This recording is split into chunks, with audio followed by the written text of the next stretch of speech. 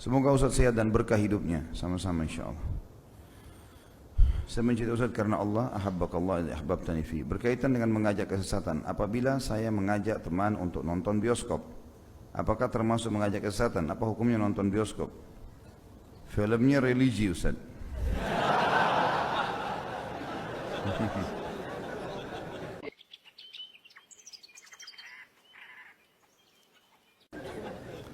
Haram. Tetap haram. Tetap haram. Masuk bioskop ada musik, ada campur baur laki-laki perempuan, gelap, duduk bersebelahan.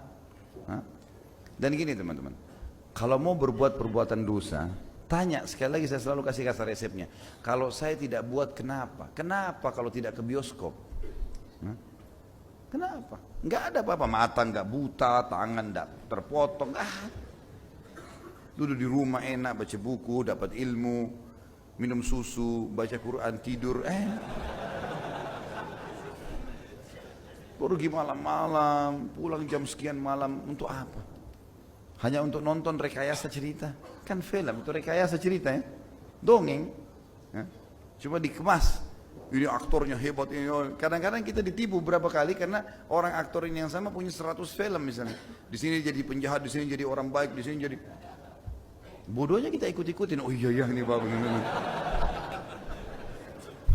La haula wala quwata illa billah.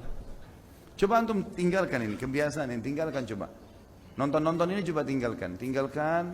Awal mungkin ada tekanan, terasa pengen, ingat aktor ini hebat ya, ini ya itu, pengaruh kejiwaan. Coba tinggalkan aja. Seminggu, sebulan, lama-lama antum akan merasa aneh kenapa dulu nonton. Akan muncul sampai pada puncak itu nanti. Banyak jemaah saya gitu. Akhirnya mereka mengatakan, iya ya Ustaz ya, akhirnya apa yang Ustaz sampaikan tentang masalah kalau kita tinggalkan kemaksiatan dan memang melalui proses, ada tekanan-tekanan terasa, prosesnya ada. Ya. Tapi begitu sampai pada puncaknya, kita jadi berpikir, iya ya kenapa dulu saya buang-buang uang, buang waktu, untuk apa ada hisapnya loh ini.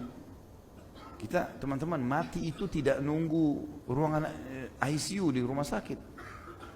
Bukan berarti kita meninggal sakit parah dulu baru meninggal, enggak. Orang duduk begini bisa meninggal, orang lagi jalan bisa meninggal. Bagaimana orang masa aman gitu? Sampai para ulama mengatakan bagaimana orang bisa nyenyak tidur di malam hari dengan berharap surga sementara dia bisa mati setiap saat. Dan bagaimana seseorang bisa melakukan maksiat di siang hari sementara dia tahu setiap saat bisa malaikat maut menjemputnya. Itu kelalaian. Penyesalan di belakang teman-teman sekalian, hati-hati. Gitu kan? Jadi bukan pasti enak ya. Jadi kita nggak pungkiri nonton film India 3 jam. Sebentar dia nangis, sebentar dia hebat, sebentar dia enak memang, pasti. Tapi waktu antum terbuang, waktu antum terbuang gitu. Oh enggak, film ini saya nonton supaya saya belajar bela diri.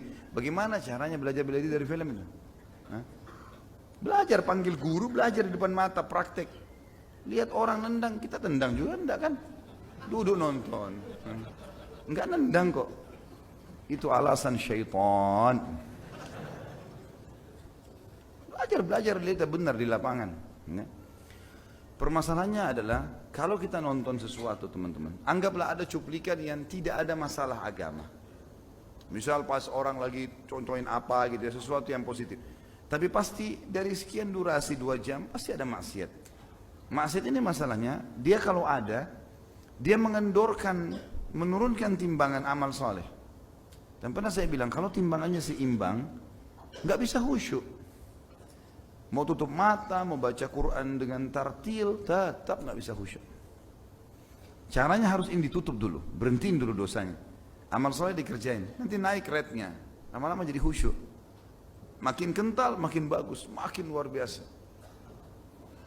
Sampai Abu Bakar radhiyallahu anhu itu kalau dengar ayat pasti nangis, nggak bisa nggak nangis. Kata para ulama, kan begitulah dalam keseharian sudah tidak ada lagi yang dia lakukan kesalahan. Ya sudah keluar, dia lihat yang haram, dia tunduk, perempuan misalnya tundukin mata, agama sudah ajarkan, azan ke masjid, pendapatan halal, udah jalannya agama sudah. Jadi naik terus ini, rate ibadahnya ini terkunci, nggak bisa. Makanya jadi khusyuk nanti. Jadi kalau antum campur baurkan nggak bisa. Saya sholat ke Ustaz subuh di masjid, tapi saya malamnya ke bioskop. Ya. Kalau ini betul terjadi, orang nonton di bioskop kemudian dia sholat subuh, dan dia bisa sholat di masjid, ini luar biasa sebenarnya. Kalau yang fakta secara teori nggak bisa. Dia buat maksiat malam, subuhnya lepas. Itu teorinya begitu. Sampai Abdullah bin Umar mengatakan, Mas, saya tahu saya buat dosa kecil. Ya. Akibatnya saya terharamkan sholat subuh berjamaah di masjid sebulan. Hilang itu amal sholat itu jadi hilang. Gara-gara sedikit. Selalu teman-teman sekalian, dosa itu efek jerahnya besar untuk mengembalikan. Jadi seperti kita luka, orang kalau berdosa itu seperti ambil pisau, luka-lukain badannya. Butuh proses, pisau ditarik, disimpan, ini tetap luka, tunggu kering dulu. Ada bekasnya dosa itu. Sebagaimana ibadah juga ada bekasnya. Antum kalau nggak ke bioskop sholat malam, ada bekasnya itu. Cuman kalau ibadah beda, antum seperti meletakkan pelembut kulit, ya, pewangi, beda, bukan luka. Kalau dosa itu luka. Karena orang sumpek, sedih, nggak ada orang buat dosa itu nggak sumpek, teman. Coba deh, ini alam ini tutup nih sekarang, pindah ke alam ini, hijrah, dan jangan setengah-setengah jadi orang baik. Sekalian jadi orang baik. Mau orang bilang alim, mau orang bilang berubah, biarin aja dia ngomong. Lidah itu sepanjang lidahnya nggak ada pengaruhnya buat kita. Susah kalau kita mau dengar perkataan orang. Kenapa kau pakai baju abu-abu ini? Oh iya ganti. Kenapa kau pakai kopi ini? Ganti. Nggak punya prinsip. Kenapa kau berubah? Ya saya suka begini. Ini prinsip saya. Orang yang buat maksiat aja, untuk apa urus saya? Bisa bilang gitu. Cuma kita dalam ibadah kalau sudah punya iman tidak. Oh karena ini kebaikan. Mudah-mudahan kau bisa contohin ya. Orang buat maksiat nggak mungkin bilang begitu kan?